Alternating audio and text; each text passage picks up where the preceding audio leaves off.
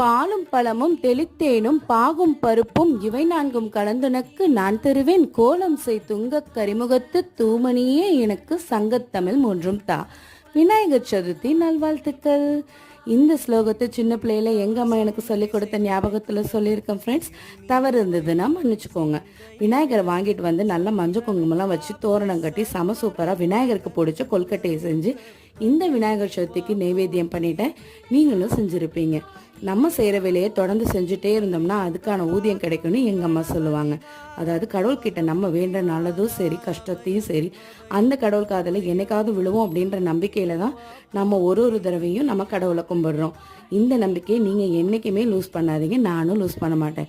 Okay friends, என்னோட video பார்த்துட்டு சின்னதாக சப்ஸ்கிரைப் பண்ணுங்கள், லைக் பண்ணுங்கள், ஷேர் பண்ணுங்கள், கமெண்ட் பண்ணுங்கள். நம்ம செய்கிற வேலையை எப்பயுமே தொடர்ந்து செய்யணும் இல்லையா? அது உங்களுக்கு புரிஞ்சிருக்கும்னு நினைக்கிறேன். ஓகே, பாய்.